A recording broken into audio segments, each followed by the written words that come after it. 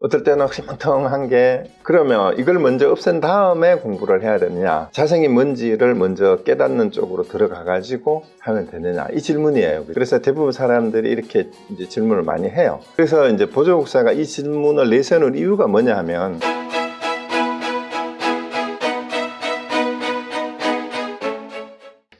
반갑습니다. 자, 그러면은 오늘 매월 둘째, 넷째 주에 하다가 5월달 저희들 여기 사정이 있어서 첫째, 셋째 주로 바꿔서 하니까 조금 스케줄이 미리 있었던 사람들이 못 오신 분들이 있는 것 같아요.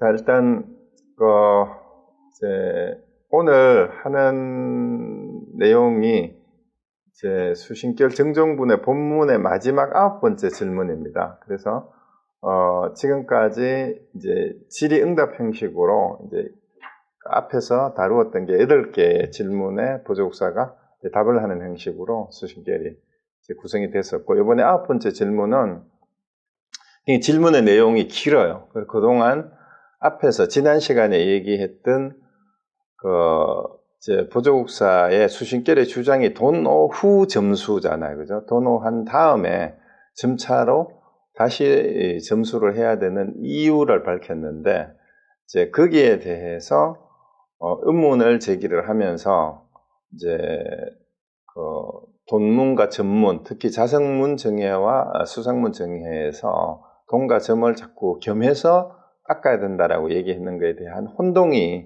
이제 있는 것 같아요. 질문의 내용이. 그래서 그걸 다시 한번 총정리를 하는 것으로 이제 구성이 되어 있습니다. 자, 그러면은 내용을 한번 보겠습니다. 이제 질문의 내용이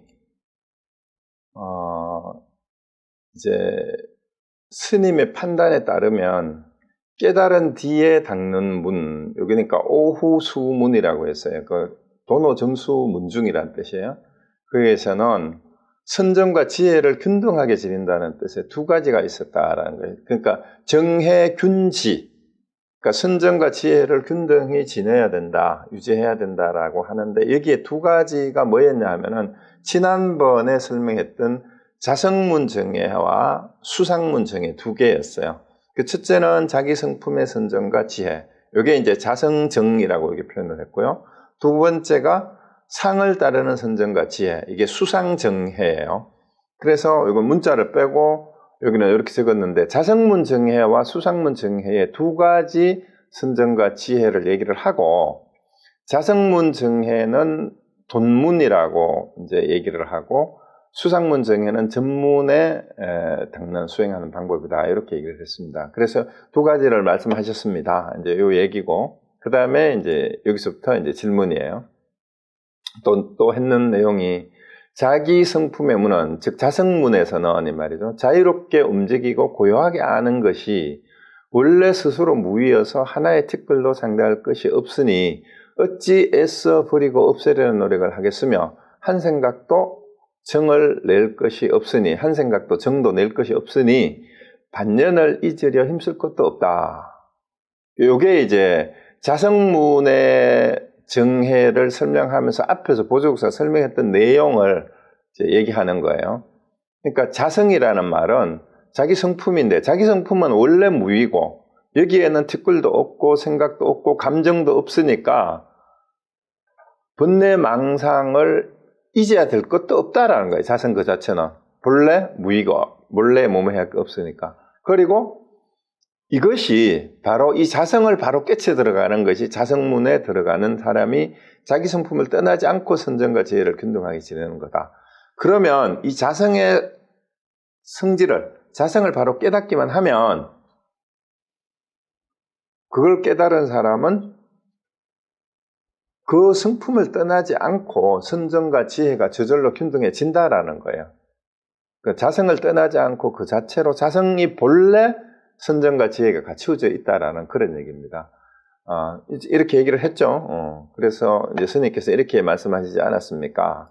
그러고 상을 따르는 문은, 수상문에서는 이 말이에요, 이치에 따라 산란함을 거두고 현상을 가리고 공을 가나며 혼침과 산란을 고루 다스려서 무유에 들어간다 그랬는데, 이치에 따라서 일단 교리에 따라서 이 말이에요. 가르침에 따라서 이제 마음이 산란한 것은 여러 가지 번뇌망상이 자꾸 일어나는 걸 얘기하는 거죠.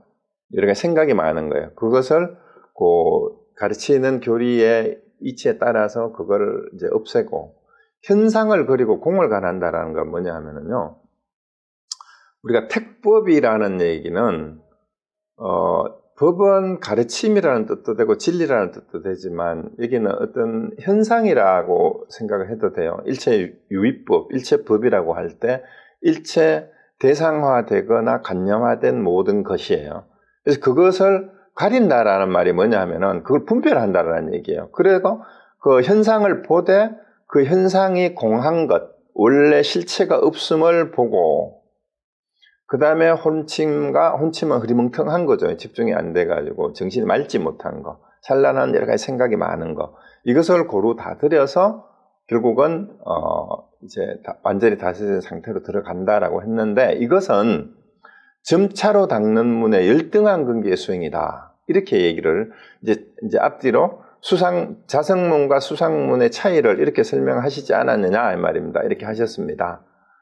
그리고 그런데 이 말이에요. 그런데 이 두 가지 문의 선정과 지혜에 대해서 의심이 없지 않습니다.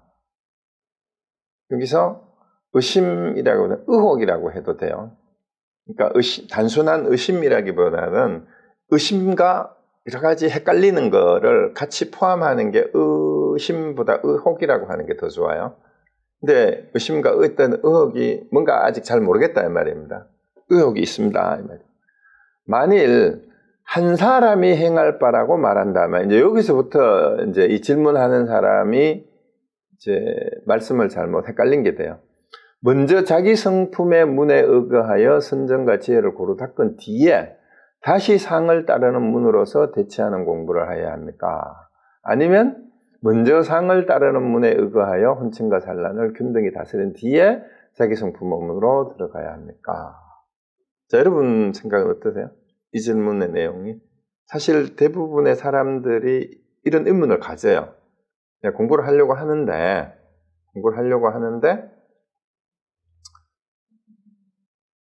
먼저 자성을 먼저 깨달아야 되느냐 아니면은 산란하고 혼침을 먼저 다스려가지고 자성을 아는 대로 가야 되느냐 어떻게 하면 좋을까요? 어떻게 해야 돼요? 그래서 우리 보살님은 이거 보니까 본인이 지금 여기서 지금 수행하는 과정에서 이런 고민이 있어요? 없어요? 없어요? 이런 질문은? 이런 인문이 자기 질문하고 비슷한 것 같지 않아요? 자꾸 집중이 잘 안 되고 집중이 안 되는 게 산란이에요. 그리고 어떨 때는 흐리멍텅한 게 너무 피곤해. 그러면 이걸 먼저 없앤 다음에 공부를 해야 되느냐 아니면은 자성이 뭔지를 먼저 깨닫는 쪽으로 들어가가지고 그 다음에 하면 되느냐 이 질문이에요. 그죠? 그래서 대부분 사람들이 이렇게 이제 질문을 많이 해요. 그래서 이제 보조국사가 이 질문을 내세우는 이유가 뭐냐 하면 자기가 제자들을 공부를 시켜보니까 이런 상황이 많다라는 얘기예요. 대부분이. 그래서 질문을 이렇게 이제 스스로 질문을 해놓고 답변을 하는 겁니다. 그래서 이렇게 해놓고 만약에 자기 성품의 선정과 지혜에 의지한다면 자유롭게 움직이고 고요하게 아는 것이니 다시 대치하는 공부를 할 것이 없을 텐데 다시 여러 가지 혼침과 산란을 다스리고 이런 거를 할 필요가 없지 않느냐. 왜냐하면은 내가 자기 성품이 원래 무위이고 원래 걸림이 없고 원래 고요함을 아는 거라면은 뭐 때문에 다시 점차로 닦는 게 필요하냐 이 말이에요. 이게 됐으면. 근데 어째서 다시 상을 따르는 선정과 지혜가 왜 필요하냐? 그것은 마치 흰 옥에 무늬를 새겨서 그 바탕을 잃어버리는 것 같습니다. 이제 신랄하게 따지는 거예요.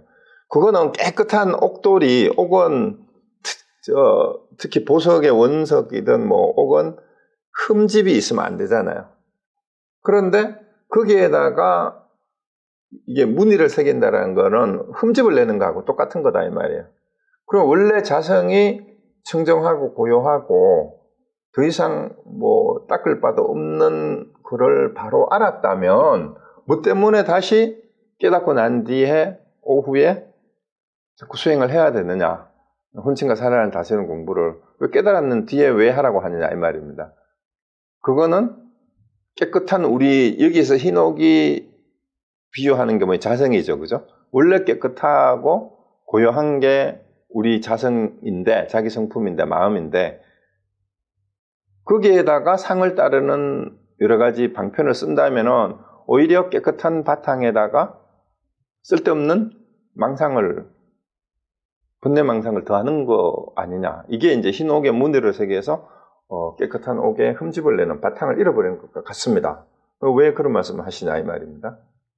그리고 그 다음에는 만약 반대로 먼저 상을 따르는 문에 선정과 지혜로 대치하는 공부를 완성한 뒤에 점차로 닦는 문이죠. 그러니까 이제 혼침과 산란을 다스리는 것을 먼저 한 다음에 자기 성품을 닦는 대로 간다면 이게 자기 성품문으로 간다면 그것은 점차로 닦는 문 중에 열등한 근기가 깨닫기 이전에 점차로 닦아 익히는 것인데 어째서 단박 깨닫는 문, 단박 닦는 문이죠. 그런 사람이 먼저 깨닫고 뒤에 닦되 공부할 것이 없는 공부를 활용하는 것이라 하겠습니까? 이게 헷갈린다 이 말이에요. 그래서 점차로 닦는 혼침과 산란을 먼저 이제 너무 산란하면은 고요히 마음을 가라앉히라. 너무 흐리멍텅하면은 이제 정신을 이제 맑게 하고 밝게 해가지고 정신을 차려라. 뭐 이런 식으로 이제 한다면 그러면은 이거는 이제 열등한 근기가 점차로 닦는 극인데 왜 먼저 깨달은 사람이 뒤에 이런 거를 할 이유가 뭐가 있느냐 이 말입니다. 그러고 이게 선후를 따진다면 그런데 만약에 동시에 해야 된다면 만약에 동시여서 전후가 없다면 두 문의 선정과 지혜가 그러니까 자성문과 이제 수상문의 선정과 지혜가 단박과 점차 그 돈점의 차이가 있는데 어떻게 동시에 병행할 수 있겠습니까? 돈이면 돈이고 점이면 점이지. 즉 단박 깨닫는 문의 사람은 자기 성품의 문에 의하여 자유로이 공부를 잊고 점차로 닦는 문의 열등한 근기는 상을 따르는 문에 나아가서 대치하는 공부, 여러 가지 방편을 가지고 다스리는 공부다 이 말이죠. 상대적인 어떤 상황에 따라서. 그래서 이제 점차로 닦는 문의 열등한 근기는 상을 따르는 문에 나아가 대치하는 공부에 힘써야 합니다. 근데 두 문의 근기가 단박과 점차로, 즉 돈과 점으로 이 말이에요. 같지 않고 우열이 분명한데 어째서 먼저 깨닫고 뒤에 닦는 문 가운데서 두 가지를 아울러 말씀하십니까? 다시 잘 설명하셔서 의심을 풀어주시기 바랍니다. 이렇게 했어요. 그래서 여기서 이제 분명히 보조국사가 얘기하는 거는 돈호를 먼저 얘기를 했단 말이에요. 근데 깨닫고 난 뒤에 오후에 점수를 하라는 데에서 이제 헷갈리는 거예요. 전통적으로 돈점을 얘기할 때 돈은 우리가 육조 해능대사하고 신수대사의 그 비교해서 알듯이 단박에 활짝 깨달아서 더 이상 뭐 해야 될 것도 없이 이제 자성의 개정해를 앞에서 지난번에 얘기를 했잖아요, 그죠? 자성에 어지러움이 없는 것이 그게 자성해고, 그 다음에 어리석음이 없는 것이 참 자성에 내 마음에 심지무치죠, 그죠? 심지무치 어리석음이 없는 게 자성해고, 심지 마음 바탕에 뭐라 그랬죠? 심지무낭 어지러움이 없는 것이 그것이 자성정이라고 했는데 무엇 때문에 본문에서 스스로 이러한 자성의 이치를 깨달았으면 그 뒤에 또 점차로 닦아야 된다라고 얘기를 하는 이유가 뭐냐라고 이제 따지는 거예요. 그래 이거를 동시에 한다면 이거 어떻게 동시에 할 수 있느냐 이렇게 얘기를 하니까 이제 질문의 취지는 이제 이해를 하겠죠, 그죠? 그러니까 돈점을 얘기를 하는데 이제 보조국사가 얘기하는 걸 들어보니까 분명히 돈을 얘기하다가 돈을 후에도 점차로 닦아야 된다라고 얘기를 하니까 이게 그럼 어느 걸 먼저 해야 되냐고 다시 헷갈리는 거예요.